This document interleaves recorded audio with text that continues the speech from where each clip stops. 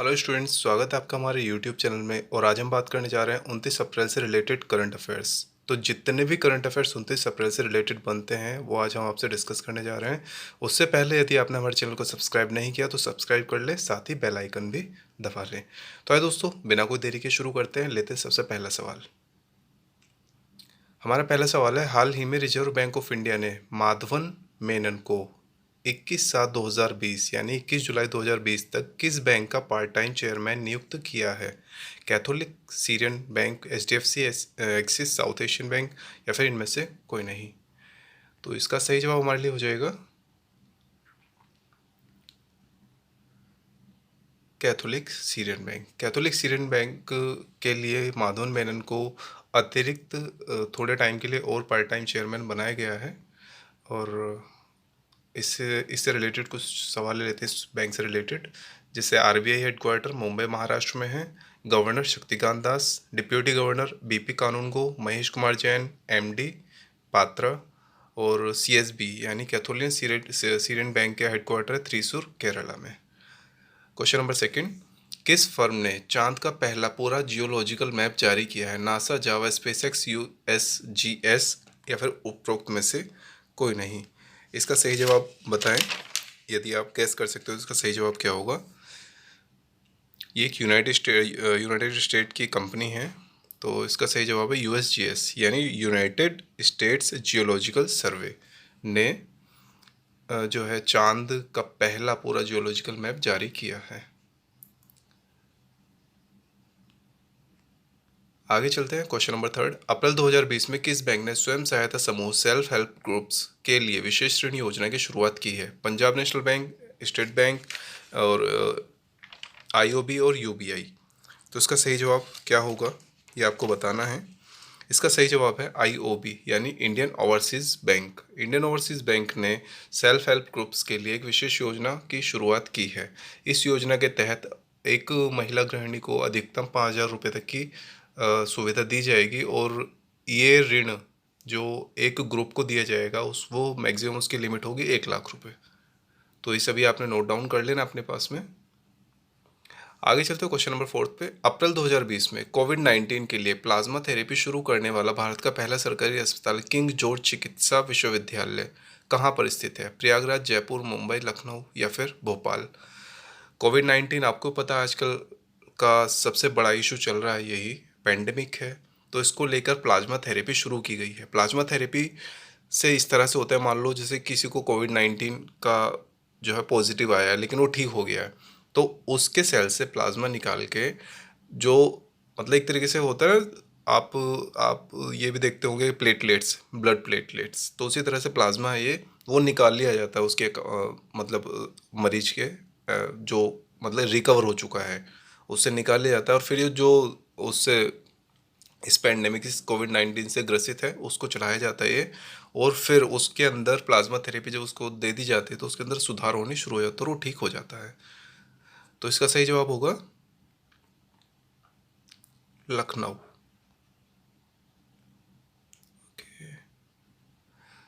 इसका सही जवाब है लखनऊ। लखनऊ में पहला सरकारी अस्पताल किंग जॉर्ज चिकित्सा विश्वविद्यालय स्थित है।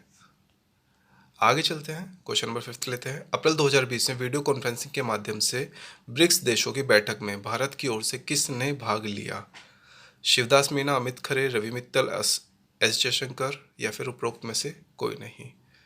इसमें जो भाग लिया वो एस जयशंकर जी ने भाग लिया है।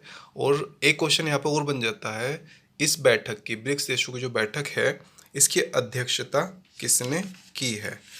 यदि आप बता सकते हैं तो कमेंट ग्रुप में बताएं। और इसकी अध्यक्षता मैं आपको बताता हूँ, इसकी अध्यक्षता की है जो रशिया है उसने।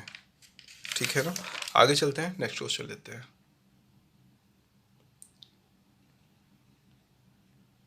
ब्रिक्स से कुछ सवाल लेते हैं। जैसे ब्रिक्स कंट्री हमारी कौन कौन सी, हमने एक मैप भी दिया हुआ है। Brazil, Russia, India, China and south Africa. तो ये 5 ब्रिक्स कंट्री हैं और ये मैप में आपको दर्शाया गया है। जो ग्रीन है वो ब्रिक्स कंट्रीज़ हैं।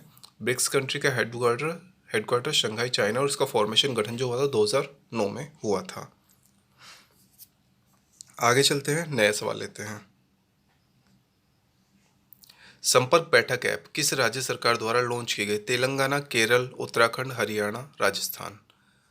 इसका सही जवाब होगा हरियाणा। हरियाणा ने संपर्क बैठक ऐप लॉन्च की है, जिसके तहत प्राथमिक छात्रों के लिए घर पर अध्ययन की सुविधा दी जाएगी।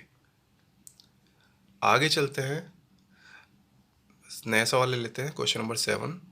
अप्रैल 2020 में जरीना हाशमी का निधन हो गया है। वह किस क्षेत्र से संबंधित थी? कला, फोटो जर्नलिस्ट, टीवी एंकर, लेखक या फिर कवि? वो कला से रिलेटेड थी, कला से उनका संबंध था और जरीना हाशमी जी का हाल ही में निधन हो गया है। स्टूडेंट्स, मैंने आपको पहले भी बताया था, यदि आप ये सभी क्वेश्चन नोट डाउन करके रखें तो ही आपको याद होंगे और आप उसको बार बार रिवीजन करते रहें। आप यहाँ पे पढ़ लेते हैं, इसका पढ़ने का कोई फ़ायदा नहीं होने वाला है। थोड़े टाइम के लिए आपकी मेमोरी फिट हो जाएगा, लेकिन उसके बाद आप फिर से इसको सभी को भूल जाएंगे। तो आपसे रिक्वेस्ट है, आप इसको नोट डाउन कर लें अपनी नोटबुक में और उसके बाद फिर इसका रिविज़न करते रहें। आगे चलते हैं, क्वेश्चन नंबर 9 ले लेते हैं। अप्रैल 2020 से कौन सा देश अपराध करने वाले नाबालिगों को मौत की सज़ा नहीं देगा? यमन, इराक, ईरान, सऊदी अरब, इनमें से कोई नहीं। इसका सही जवाब है सऊदी अरब। सऊदी अरब नाबालिगों को मौत की सज़ा अब नहीं देगा। उसने जो ये पहले उनके यहाँ पे कानून था उसको उसमें तब्दीली की, उसमें बदलाव किया है। क्वेश्चन नंबर 10 ले लेते हैं। आर्थिक सहयोग और विकास संगठन OECD के लिए अमेरिका की अगली दूत के रूप में किसे नामित किया गया है? OECD की फुल फॉर्म, सबसे पहले ये भी आपके लिए जानना सब जरूरी हो जाता है, क्योंकि कई बार क्या हो जाता है स्टूडेंट्स, OECD की फुल फॉर्म में से इनमें से कोई एक पूछ ली जाएगा कि O का क्या मतलब है, EC या फिर D का क्या मतलब है। तो इसका आपको बता दें फुल फॉर्म होगी इसकी, हमने आगे भी इसको लिखा हुआ वैसे। ओ का मतलब organisation, organisation for economical cooperation development, इसका ये इसकी फुल फॉर्म है। तो इसका सही जवाब होगा मनीषा सिंह। मनीषा सिंह को जो अमेरिकी और भारतीय अमेरिकी राजदूत अगली दूत के रूप में वहाँ पे नामित की गई हैं। क्वेश्चन नंबर 11 ले लेते हैं। ओके, यहाँ पे इससे रिलेटेड सवाल दिया गया, जैसे हमने फुल फॉर्म इसकी बताई थी आपको। OECD organisation for economic cooperation development, headquarter है इसका पेरिस, फ्रांस में। Next question, question number 11। World day for safety and health at work दिवस कब मनाया जाता है? 28 अप्रैल, 29 अप्रैल, 30 अप्रैल, 1 मई एंड 1 जून। इसका सही जवाब है 28 अप्रैल। 28 अप्रैल को world day for safety and health at work मनाया जाता है। Question number 12। Okay, question number 12 है, पाकिस्तान क्रिकेट बोर्ड ने पाकिस्तानी बल्लेबाज उमर अकमल पर कितने साल का प्रतिबंध लगाया है? 3 साल, 4 साल, 5 साल, 1 साल या फिर 2 साल? सबसे पहले हमारे लिए जानना जरूरी है कि उन पर प्रतिबंध लगाया क्यों गया है। प्रतिबंध इसलिए लगाया गया क्योंकि भ्रष्टाचार के में संलिप्तता इनकी पाई गई है। तो उन पर 3 साल के लिए प्रतिबंध लगाया गया है पाकिस्तान क्रिकेट कंट्रोल बोर्ड के द्वारा। आगे चलते हैं, क्वेश्चन नंबर 13। भारत की मध्यम दूरी की धाविका झूमा खातून के डोप टेस्ट में फेल होने पर कितने साल का प्रतिबंध लगाया गया है?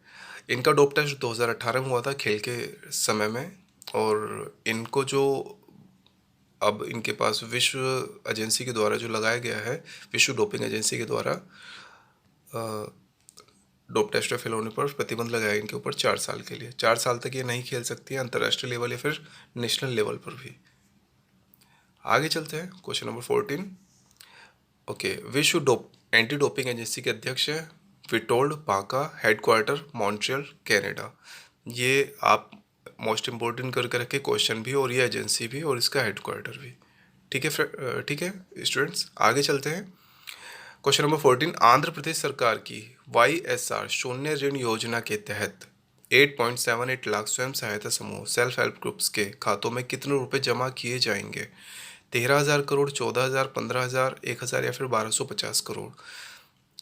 आंध्र प्रदेश सरकार ने जो YS रंगारेड्डी की वहाँ पे सरकार है, तो उन्होंने क्या किया है, उन्होंने सेल्फ हेल्प ग्रुप्स के लिए 1,400 करोड़, इसका सही जो जवाब है मैं आपको बता दूँ, वो 1,400 करोड़ है।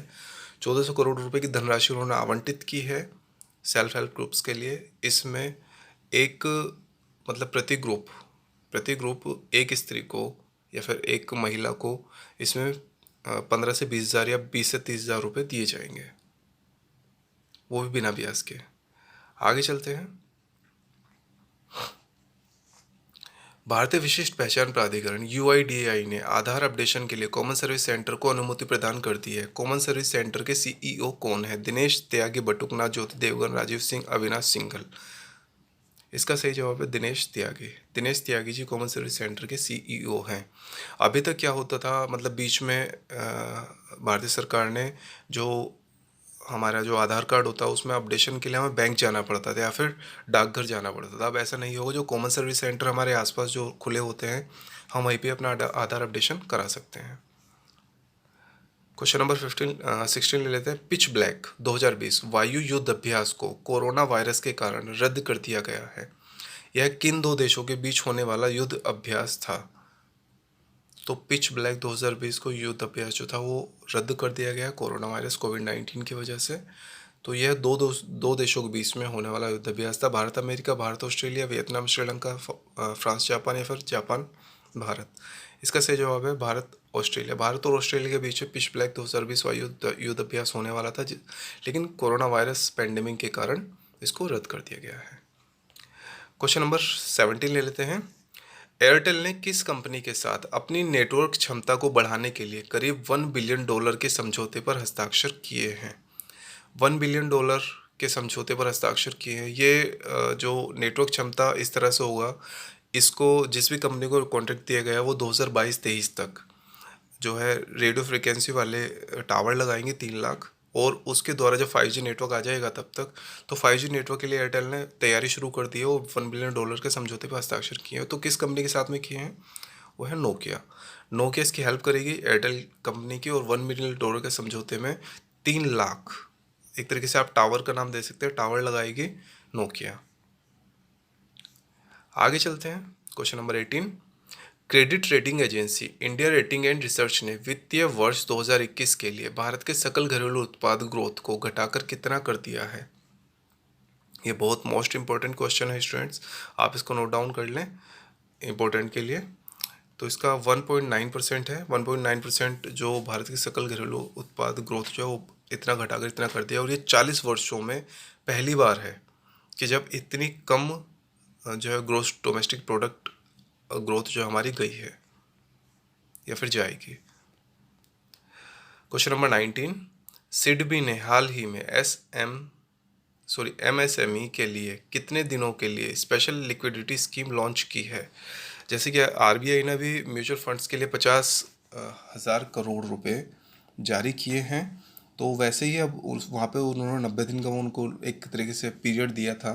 तो यहाँ पे सिडबी ने भी एमएसएमई को 90 दिन का ही एक लॉकडाउन एक तरीके से पीरियड दिया है कि इनको इस टाइम के अंदर अंदर ये लिक्विडिटी स्कीम लॉन्च होने के बाद ये पैसे लौटाना पड़ेगा। आगे चलते हैं। Question number 20। अप्रैल 2020 में ओडिशा के प्रसिद्ध नाटककार और गीतकार बिमल मिश्रा का निधन हो गया है। किस नाटक के लिए उन्हें केंद्रीय साहित्य अकादमी पुरस्कार मिला था? वनप्रस्थ, भारत बाशिंदे, भारत का नागरिक, इनमें से कोई नहीं। इसका सही जवाब होगा वनप्रस्थ। वनप्रस्थ के लिए गीतकार जो है, जो नाटककार और गीतकार है बिमल, ये विमल लिखा हुआ है, ये टाइपिंग मिस्टेक है, टाइपिंग एरर है। बिमल मिश्रा का निधन, बिमल मिश्रा जी को वनप्रस्थ के लिए केंद्रीय साहित्य अकादमी पुरस्कार मिला था। आइए क्वेश्चन नंबर 21 ले लेते हैं। ओके स्टूडेंट्स, आज के सेशन में सिर्फ इतना ही। यदि आपने हमारे चैनल को अभी तक सब्सक्राइब नहीं किया तो सब्सक्राइब कर लें, साथ ही बेल आइकन भी दबा दें। वीडियो को लाइक करना ना भूलें, लाइक करें, साथ में अपने फ्रेंड्स के साथ में, अपने कलीग्स के साथ में शेयर भी करें, ताकि वो भी इस वीडियो से अधिक लाभ उठा सके और इस वीडियो से अपने करंट अफेयर्स की तैयारी कर सके।